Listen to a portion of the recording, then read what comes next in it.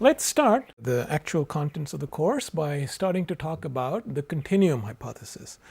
As I mentioned earlier, the reason this is because the conservation laws that we're generally familiar with, conservation of say momentum or conservation of energy, when we learn classical mechanics, we normally apply these laws to point objects.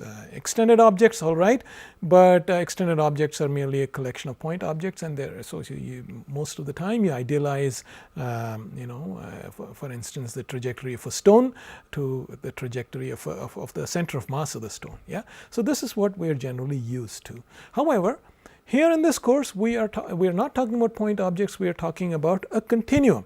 Consider the flow of air or water. So this is an aggregate. This is an aggregate of many molecules. Yeah. So this is what I mean by saying that this is essentially a sub branch of continuum mechanics, as opposed to the mechanics of point bodies.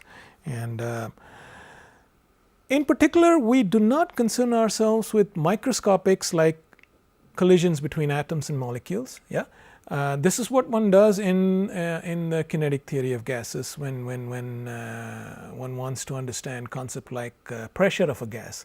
For instance, you have a gas in a container. So what causes the gas to exert pressure on the walls of a container? That's because the gas has a finite temperature, and therefore the molecules are constantly buzzing about, and they're constantly striking the walls of the container and then bouncing back, and so the impulse manifests itself as pressure on the walls of the container. However, we will not be concerning ourselves with those microscopics. We will instead be concerning ourselves with the macroscopic effect of these microscopic collisions, aka pressure, for instance. So pressure will be one quantity we'll be invoking quite frequently. So everything, of course, derives from collisions, but we will not bother so much about the we will have a sandpaper to smooth over. We will be resorting to what's called coarse grained description of these things.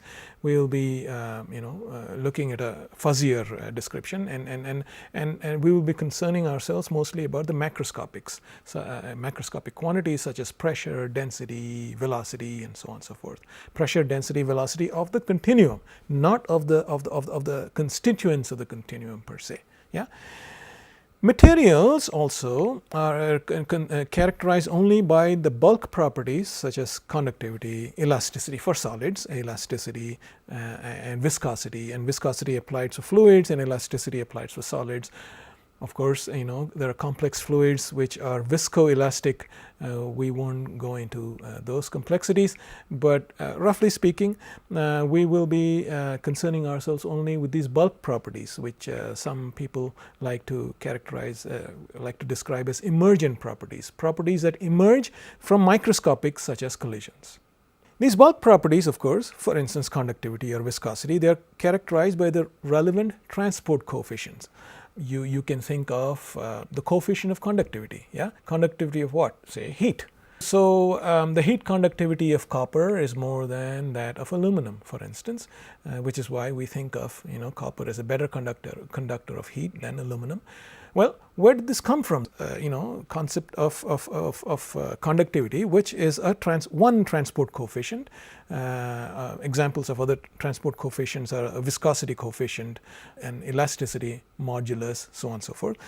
So this transport coefficients came from microscopic properties, which we will not bother about. But it's important to keep in mind that they come from microscopic properties. Yeah, instead of bothering about the microscopics per se, we will simply restrict ourselves to understanding the transport the fact that there are transport coefficients, and this is its value for this particular material or this particular gas. We will take that to be a given and go forward from there. So these are the three things. These are the three major things to keep in mind. The other thing is, okay, so the natural question that comes to mind is we've been talking about the distinction between microscopics and macroscopics, but what's the boundary line? Yeah. So turns out the boundary line is a little fuzzy. The boundary is it's just that in order to operate in the continuum limit, we need, again I emphasize roughly speaking, the number of particles in some macroscopic volume to be much larger than 1. Notice the two vague adjectives in this sentence, in some macroscopic volume. Yeah. So what do you mean by some macroscopic volume? Say this room that I'm standing in, the size of this room is say about 10 feet or maybe a little more. So a representative macroscopic volume would be say 1 cubic foot. Okay. Certainly not 1 cubic centimeter, right? Maybe 2 cubic foot, 2 cubic feet or 5 cubic feet, but certainly not 1 cubic centimeter or 1 cubic inch. Yeah. So this is what I mean by saying some macroscopic volume, some reasonably large volume. Exactly how large it is depends upon the situation. In astrophysics, of course, 1 cubic foot doesn't make much sense. You would have to be talking about say of the order of a parsec or so. It all depends upon the situation at hand, exactly what you call a macroscopic length scale or a macroscopic volume. Yeah. So you are justified in using the continuum limit if the number of particles in some representative macroscopic volume is much greater than 1. So here is the other fuzzy thing in this definition. What exactly do you mean by much greater than? Yeah, are you talking about 10? Are you talking about 100? Are you talking about a million? Turns out again the answer is a little fuzzy. Ideally, you would like to have as many particles as possible in a macroscopic volume, so that when you are reasonably far enough from it, you're not able to discern the dynamics of each particle per se, but you're able to discern the dynamics of the collective ensemble. Yeah, you're able to say, for instance, if I make a statement saying the number density of particles or the number density of molecules in the room is so much, well, you're mentioning the word density, which means that implicit in this statement is the fact that there are many molecules. Yeah, only then the concept of density makes sense. Exactly how many? Are there more than 10 molecules, in which case do there have to be more than a million molecules? Well, that in fact depends, and again in astrophysics, astrophysicists like to slide on thin ice, and there are situations where the number density is very small. Outer space, contrary to what's commonly stated, is not vacuum. It's there is matter out there. It's just that the matter is extremely tenuous, extremely thin, and yet one resorts to continuum description of the matter. And so many times the continuum limit becomes a little questionable in astrophysical applications.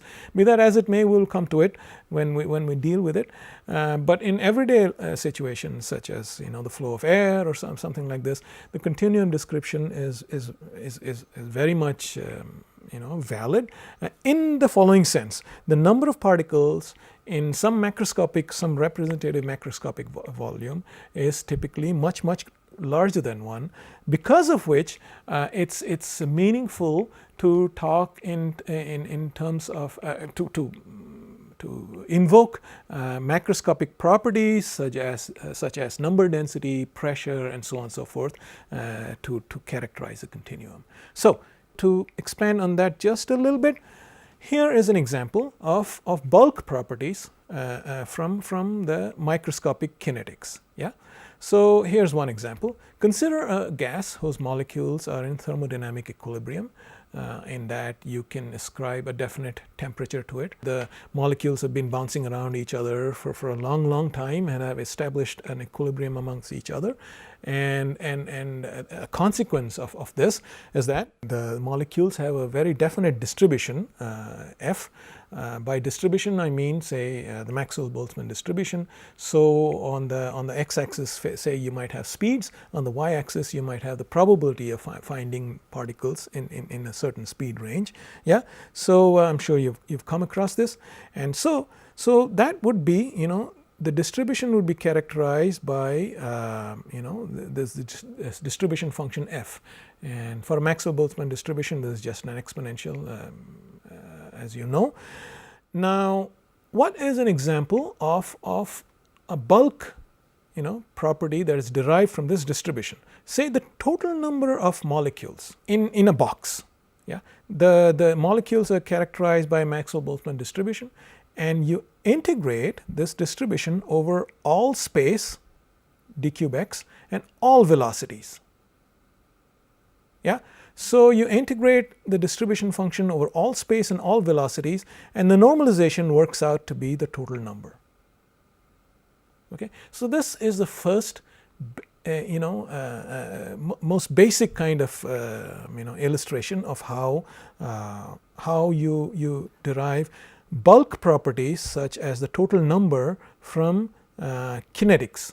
So as I was saying, the total number is given by this integral, where you're integrating over all space as well as all velocities. Yeah, so d cubed x as well as d cubed v. Yeah. What if I was not interested in the total number per se, but I was only interested in the number density, say the number per centimeter cubed. Yeah. So if I wanted that, then I would say I would simply write n is equal to integral of f d cubed v. This is supposed to be a 3. Let me write this again. N is equal to integral of f d cubed v, and this would be this would give me the number per centimeter cubed. Okay, that's because I'm not integrating over d cubed x. If I integrate over d cubed x, then the per centimeter cube goes away, and I get just total number here, which is a dimensionless quantity.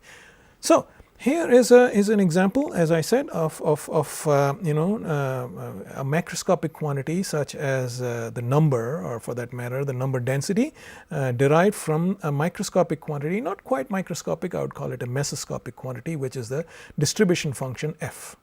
Yeah, here is an example of what I was just saying.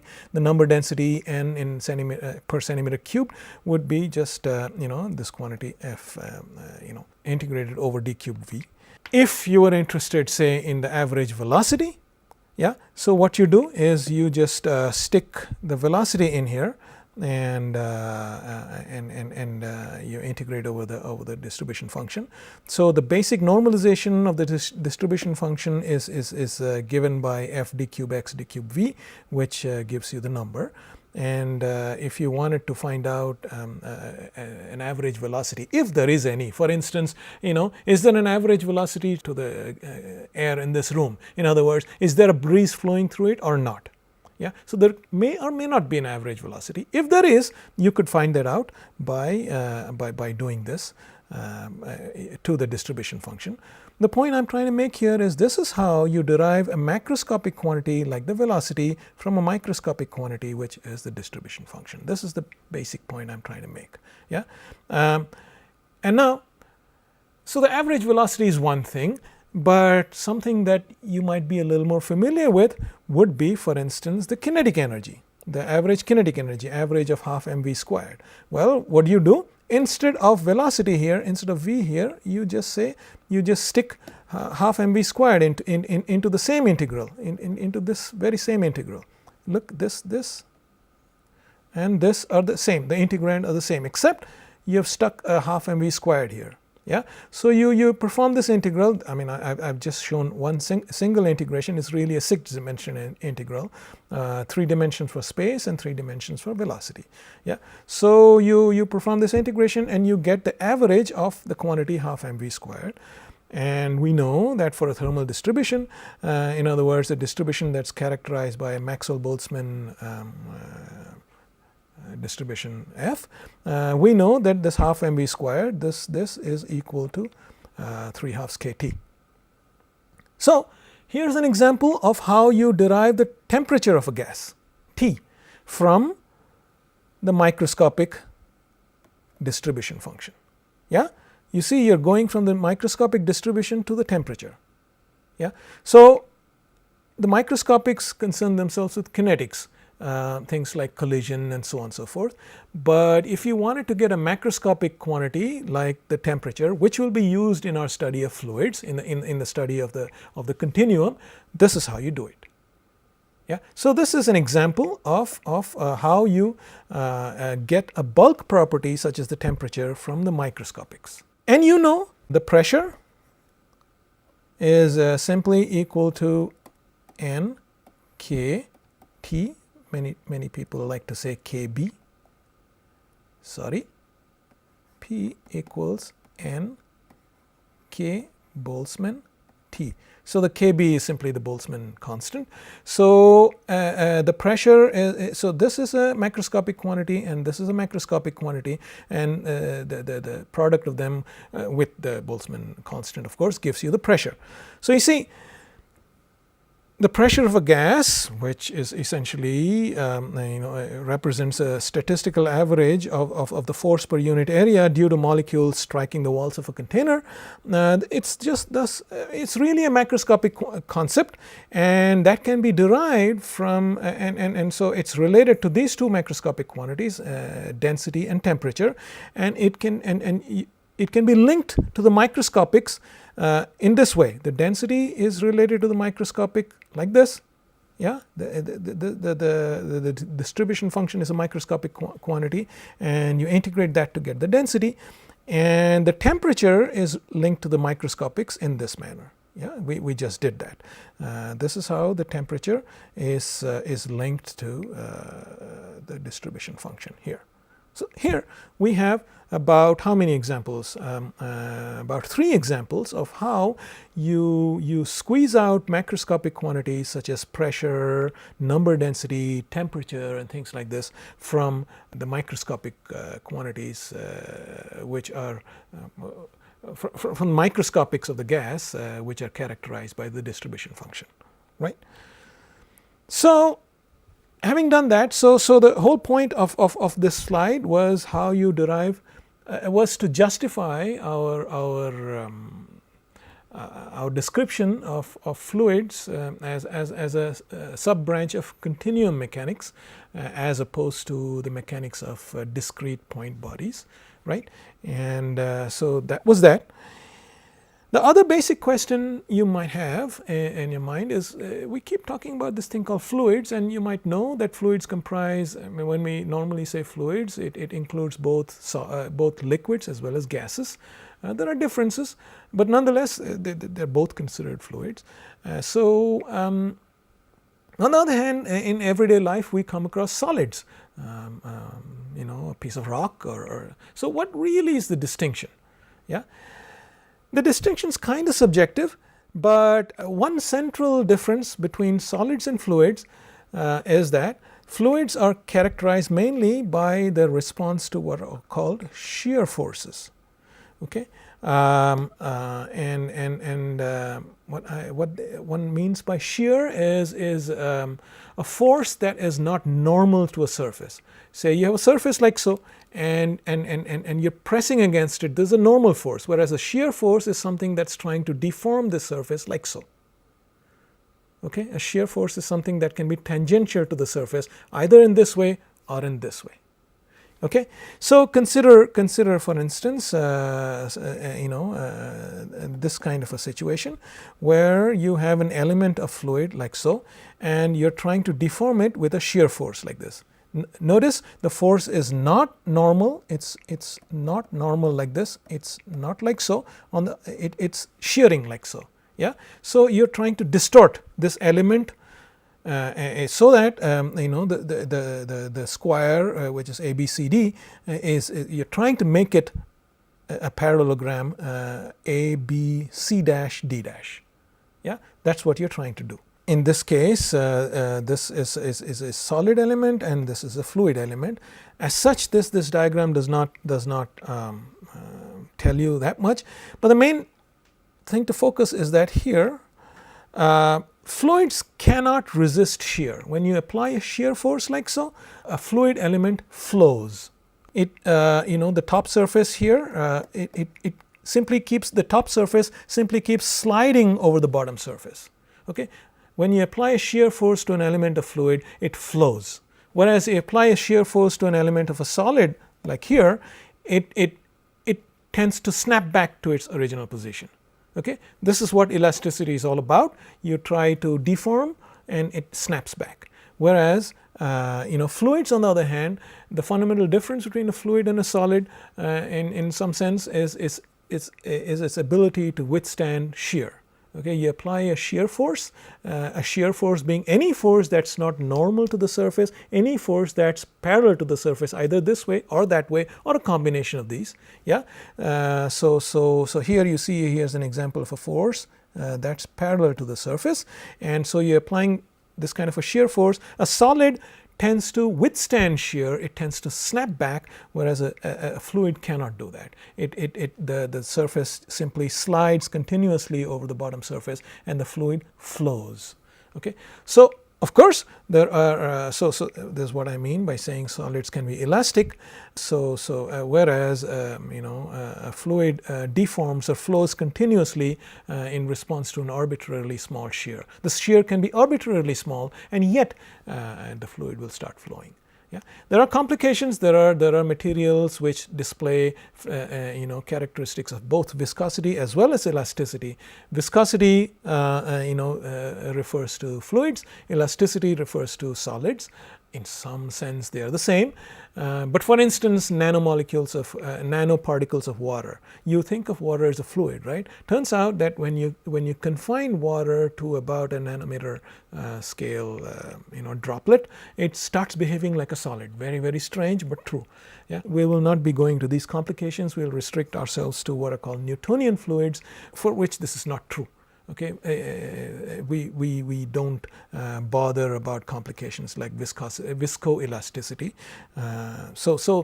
The main point of this slide is that the boundary line between solids and fluids is its capacity to withstand the fact that fluids cannot resist shear in response to even an arbitrarily small amount of shear. It flows. So this is the main thing. And how exactly do fluids respond to shear? Well, here you go. So consider what this is these arrows here. These represents vectors that show the magnitude of x directed velocity as a function of y here. So this is y and this is x. Okay, so the velocity is only in the x direction. So what's written as uy here is essentially the x component. U is the x component of velocity, and that's the only component of velocity there is. So what this is saying, what this diagram is saying here is that the x component of velocity varies with y. So this, for instance, could be representative of a fluid like, say, honey. Consider honey in a box, yeah, and you apply a shear force, you apply a force to the top layer of honey. You can imagine that the top layer will flow smoothly, the top layer here will flow smoothly, whereas that's not true of the next bottom layer here. That will not flow with the same velocity as the top layer. The velocity of the next bottom layer is slightly smaller, and the velocity of the layer below that is even smaller, so on and so forth, until the time you come to the very bottom of the vessel where the velocity might well be almost zero.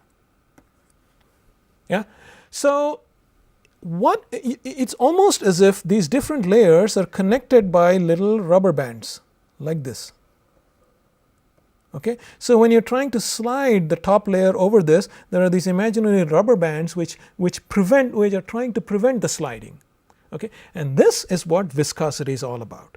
In other words, if there is a velocity gradient, if there is a ux as a function of y, yeah, you see the ux is large here, not so large here, even smaller here, so on and so forth. If there's a gradient in ux as a function of y, viscosity tends to reduce that velocity gradient. Yeah, so this solid line, this would have been the original profile, and that tends towards this dotted line here. And so this is what viscosity is all about. Viscosity is that phenomenon which tends to reduce the velocity gradient. Okay, and this is something that's peculiar to fluids. We will come to a more formal definition of viscosity in due course, but for the time being, since we talked about the distinction between solids and fluids, and we sort of hinted at the fact that fluids are characterized by viscosity, whereas solids are characterized by elasticity. Without going into definitions of elasticity, since we're mostly concerned with fluids, I thought I would sort of give you a general idea, broad definition of what viscosity is all about, and this is it. Viscosity is that property of a fluid which makes it resist shear. Although it does flow, okay, a fluid cannot resist viscosity. A fluid cannot resist shear, and how much it flows depends upon the viscosity inherent in the fluids.